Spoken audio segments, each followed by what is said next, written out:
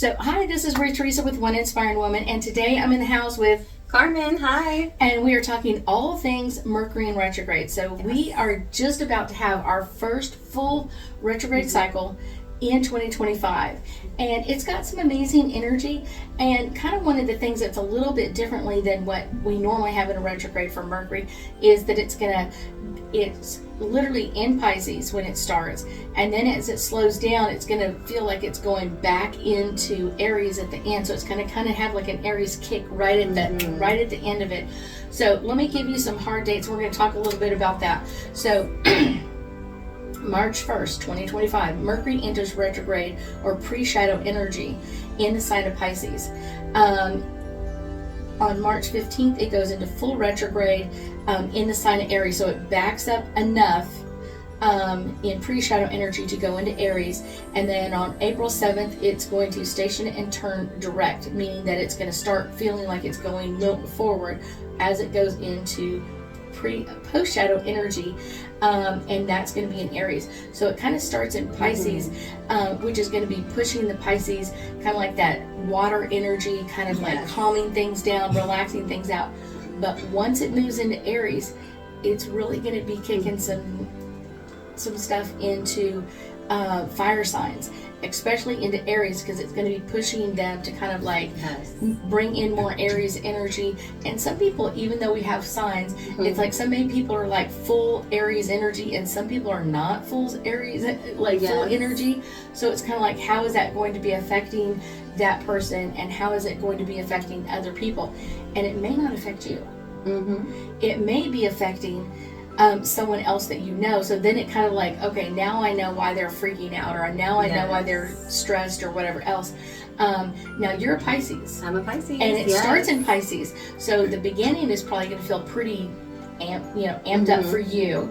And then when it goes into Aries, it's going to almost feel like, almost like retro, you know what I'm saying? Like it's like mini retrograde for you, not for everybody else. Exactly. It's one of those. So the Pisces are going to have a little bit easier time, where Aries is going to have a little tougher time in this area. And it's not bad, especially if you really follow the rules of retrograde.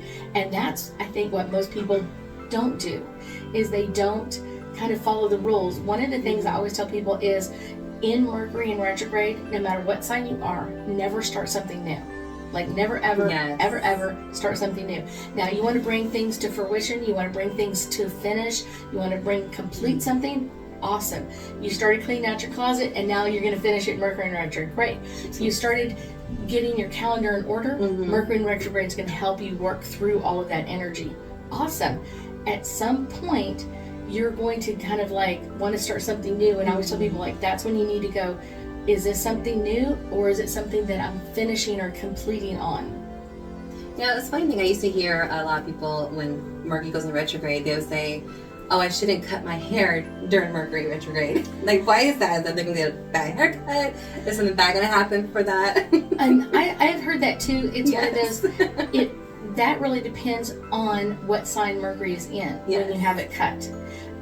Mercury in retrograde in your sign, or your 180 sign, like if your opposite sign, your square sign, that can kind of bring it in. And I just tell people, like, usually wait a couple of weeks if that's really gonna, or have it done in advance. That may be something that you look at, kind of thing. The other one, I always tell people, like, don't sign new contracts. Don't sign up for a new, buy a new car, or start something new. Usually those are things that just kind of like keep messing up and keep like not doing well. So that's just kind of to be aware of, not anything like scary, like, oh my gosh. But if that contract is bringing something to a close. I had a client that was totally freaked out a couple of years ago because she was going through a divorce, and they were going to have to finalize everything during Mercury in retrograde. And I said, but this is not something that you're ending something, so you're bringing it to an end.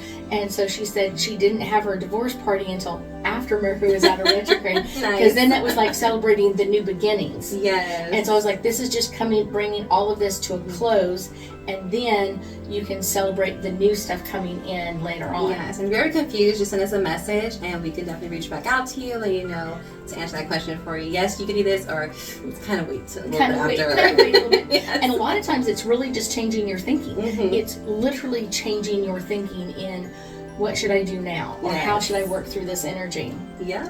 That's Stay tuned. We are going to go through each of the zodiac signs, fire signs, earth signs, water signs, air signs. It is going to be amazing.